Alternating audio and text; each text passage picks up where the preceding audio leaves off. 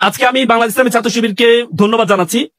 চাইনিজরা একটা প্রবাদ বলেন, তুমি যদি 1 বছরের ফলাফল চাও তাহলে তুমি মাছ চাষ করো, তুমি যদি 10 বছরের ফলাফল চাও তাহলে তুমি গাছ রোপণ করো, আর তুমি যদি 100 বছরের ফলাফল চাও তাহলে তুমি মানুষ চাষ করো। আজকে মানুষ চাষ করার জন্য বাংলাদেশ ইসলামী ছাত্র শিবির চমৎকার আয়োজন করেছে তোমাদের জন্য। একটা করতালির মাধ্যমে তাদেরকে অভিবাদন জানাও।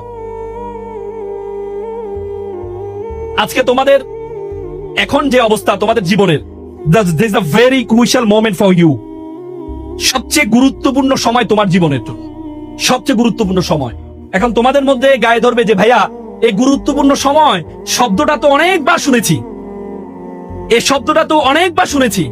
তোমরা যখন ক্লাস 5 এ পড়ছিলা, পিএসসি পরীক্ষা দিতে যাচ্ছিলা, তখন মা বলেছে this is a very important exam for your life. তখন তুমি পিএসসি তে A+ পাইলা। এরপরে ভাবলা যে এটাই মনে হয় শেষ। এরপরে জিএসসি যখন আসলো তখন মা বললো যে this is a very important exam for your life. তুমি তারপরে বিশ্বাস করে জিএসসি তে A+ পাইলা। এর 2 বছরের মাথায় আসলো কি এসএসসি পরীক্ষা, বলো যে it is a very important exam for your life. তারপরেও তোমরা বিশ্বাস করে A+ পাইলা, A গ্রেড পাইলা। এখন আজকে নবীন বরণ কলেজে আসছো, স্বাধীন জায়গায় আসছো, এখানে এসে আমি বললাম it is a very important exam for your life. তখন তোমাদের কাছে এটা বিশ্বাসযোগ্য নাও হতে পারে, ঠিক না? না হতে পারে না? কিন্তু ভাইয়েরা বোনেরা, তোমরা আমাদের কথা কেন শুনবা জানো? কারণ তোমাদের যে সময়টা তোমরা আছো, এই সময়টা আমরা পার হয়ে গিয়েছি। আমরা জানি আমরা কি ভুল করেছি, আমরা জানি আমরা কি ভালো কাজ করেছি। এই জন্য বড়দের কথা সবসময় শুনবা, কারণ বড়রা যদি সফল নাও হয় তারপরেও তারা জানে তারা কি ভুল করেছে, তারা জানে তারা কি ভুল করেছে। তোমরা পিএসসির জন্য 5 বছর সময় পেয়েছো, জিএসসির জন্য 3 বছর সময় পেয়েছো, এসএসসির জন্য 2 বছর সময় পেয়েছো, এসএসসির জন্য তোমরা 1.5 বছর সময় পাবা, এবং মেডিকেল এবং বিশ্ববিদ্যালয় এক্সামের জন্য তোমরা 3 মাস সময় পাবা। তার মানে তোমার যত সময় কমবে তত তোমার পরীক্ষার যে গুরুত্ব, এই গুরুত্বটা বেড়ে যাবে। এটা 2 গুণ 3 গুণ হবে। এই জন্য এখন যে সময়টা মাত্র 1.5 বছর সময়, এই 1.5 বছর সময় তোমার জীবনের জন্য সবচেয়ে গুরুত্বপূর্ণ। মাত্র 1.5 বছর সময়। এই 1.5 বছরের সময়ের মধ্যে দেখবা 6 মাস 1 বছর খেলে দুলে কলেজের পরিবেশ বুঝতে বুঝতে তোমাদের চলে যাবে, পরিবেশ বুঝতে বুঝতে তোমাদের চলে যাবে। কিন্তু দেখবা যে ইন্টারের পরীক্ষায় যে প্রশ্নগুলো আসে এবং বিশ্ববিদ্যালয় মেডিকেলে যে প্রশ্নগুলো আসে তার 80% প্রশ্ন আসে ফার্স্ট ইয়ারের বই থেকে। তোমার যে অংশটা ফার্স্ট ইয়ারের যে অংশটা, এই অংশ থেকে। এই জন্য তোমাদেরকে এই সময়টাকে গুরুত্ব বেশি দিতে হবে। এই গুরুত্বটাকে এই জন্য তোমাদেরকে প্রথমে তোমার সম্বন্ধে জানতে হবে। তুমি তোমার সম্বন্ধে জানতে হবে। You have to compete not only in Lakshipur city, you have to compete all over the country, you have to compete all over the world. তোমাকে মনে রাখতে হবে ইউ আর গ্লোবাল সিটিজেন। পৃথিবীটা একটা বিশ্বগ্রামে পরিণত হয়েছে। এই বিশ্বগ্রামের মধ্যে তুমি যদি মনে করো লক্ষ্মীপুর শহরের মধ্যে তুমি কম্পিটিশন করবা, তাহলে তুমি ভুল করবা। You have to think beyond Bangladeshi border. তোমাকে বাংলাদেশের বর্ডারের বাইরে চিন্তা করতে হবে। তার আগে প্রথমে তুমি তোমার সম্বন্ধে জানতে হবে। উপমহাদেশের সেরা কবি কবি ফরিদউদ্দিন বলেছেন, উনসু মাতলু বেজা হাত দরগা হা হার তুরিগো বাজো গো খুদ্দেশা। বলছে পৃথিবী যাকে খুঁজে বেড়াচ্ছে তুমি সেই ব্যক্তি, তুমি তোমাকে খুঁজে বের করো। তুমি যদি তোমাকে খুঁজে বের করতে না পারো তাহলে তুমি মনে করবা তোমাকে আল্লাহ তাআলা অনর্থক সৃষ্টি করেছেন। তোমরা সক্রেটিস বলেছেন নো দাই সেলফ, নিজেকে জানো। সক্রেটিস বলেছেন নো দাই সেলফ, নিজেকে জানো। আল্লাহ বলেছেন ওয়াফি আনফুসিকুম, তুমি তোমাকে জানো। তুমি যদি তোমাকে না জানো তাহলে তুমি মনে করবা তোমাকে আল্লাহ তাআলা অনর্থক সৃষ্টি করেছেন, কিন্তু আল্লাহ তাআলা তোমাকে অনর্থক সৃষ্টি করেন নাই। আল্লাহ তাআলা তোমাকে অনর্থক সৃষ্টি করেন নাই। আল্লাহ তাআলা কোরআনে বলেছেন ওয়ামা খালাকনাস সামা ওয়াল আরদা, আমি আসমান এবং জমিনে যা কিছু সৃষ্টি করেছি, ওয়ামা বাইনাহুমা বাতিলান, কোনো কিছু আমি অনর্থক সৃষ্টি করিনি। আল্লাহ তাআলা তোমাকে অনর্থক সৃষ্টি করেনি। আল্লাহ তাআলা তোমাকে এমন একটা কাজের জন্য সৃষ্টি করেছে, সেই কাজ পর্যন্ত তুমি যেতে পারো নাই বলেই তুমি মনে করো আল্লাহ তাআলা তোমাকে অনর্থক সৃষ্টি করেছেন। তোমরা জানো 2006 সালে একটা অপটিক্যাল ফাইবার স্টেশন করা হয়েছে আমাদের কক্সবাজারে। 2006 সালে অপটিক্যাল ফাইবার কেবল, একটা কেবল, এটা তোমার স্পেন হয়ে তারপরে পর্তুগাল হয়ে সিঙ্গাপুর, মালয়েশিয়া, তার ফিলিপাইন, পরে কক্সবাজারের সাথে যুক্ত হয়েছে।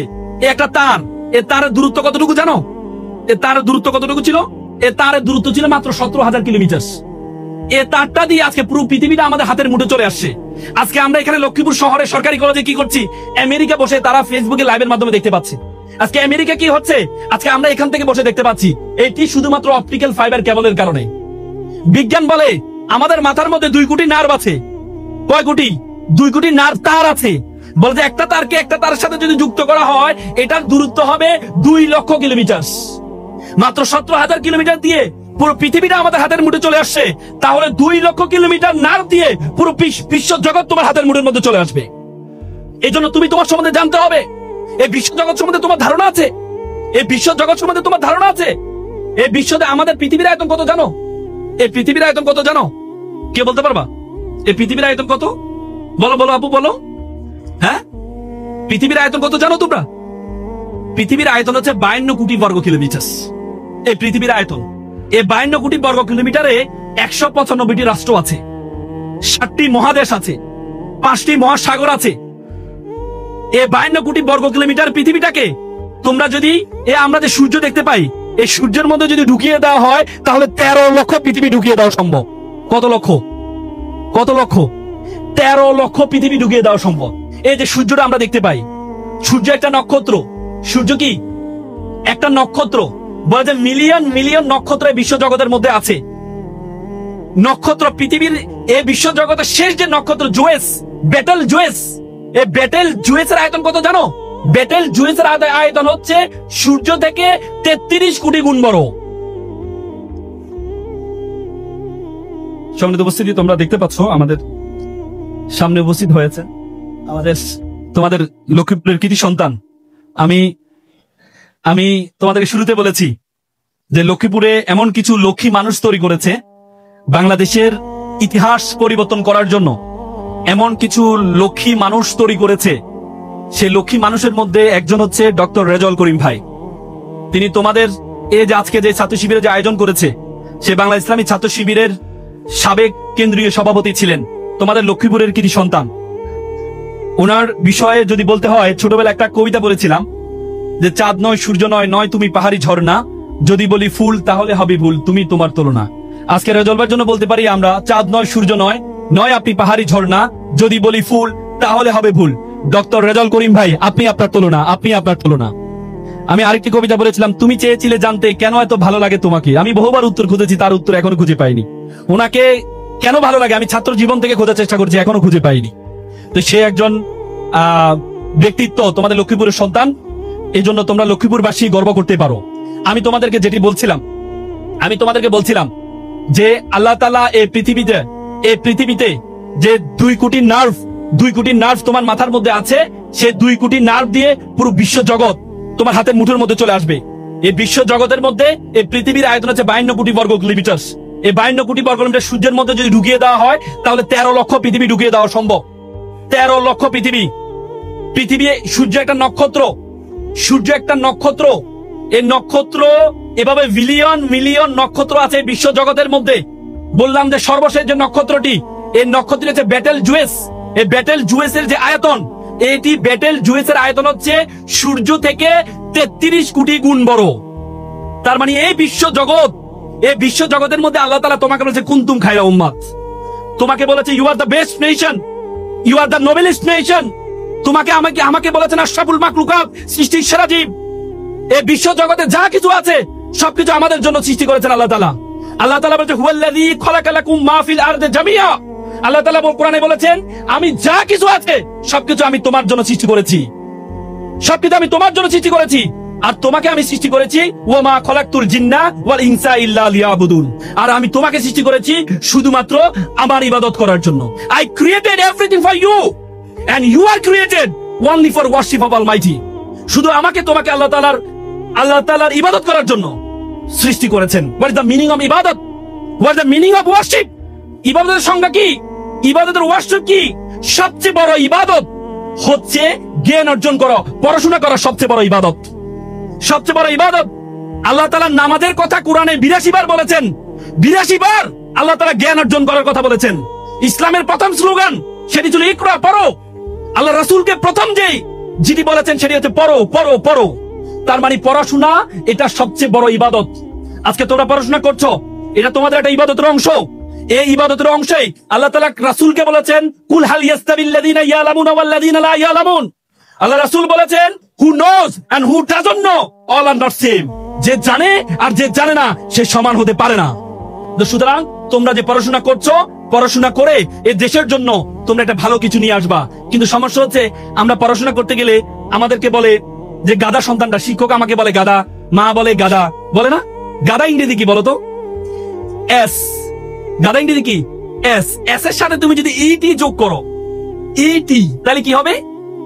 E for education, T for transparency.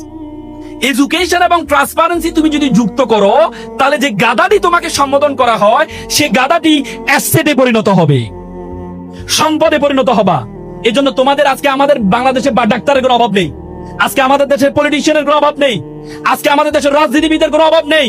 কিন্তু আজকে আমাদের দেশে সবচেয়ে বড় অভাব হচ্ছে কি? সবচেয়ে বড় অভাব কি?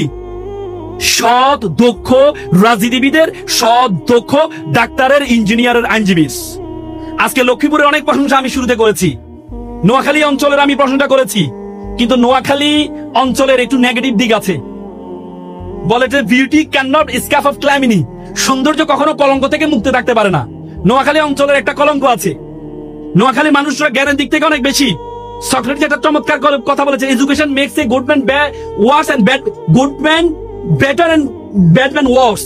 শিক্ষা ভালো মানুষকে ভালো করে আর খারাপকে আরো খারাপ বানায়। আজকে তোমাদের নোয়াখালী অঞ্চলে দেখতে পাই, মসজিদে যদি কোরআনের কথা বলা হয়, মসজিদে যদি কোরআন তেলাওয়াতের প্রোগ্রাম আয়োজন করা হয়, সেখানে বল্লম দিয়ে, ব্রাহ্মণবাড়িয়া যে বল্লম ব্যবহার করে, সে বল্লম দিয়ে তোমাদের এলাকায় আক্রমণ করা হয়। This is matter to regret. তোমাদের এলাকায় সেটি করা হয়। আজকে মহিলারা যদি নিজস্ব পর্দার মধ্যে কোরআন তেলাওয়াত করে, ইসলামের পথে মানুষকে ডাকে, সেখানে ভিডিও লাইভে এসে লাইভ করা হয় এবং তাদেরকে শ্লীলতাহানি করা হয়। This is the matter to regret. এটি খুবই দুঃখজনক বিষয়।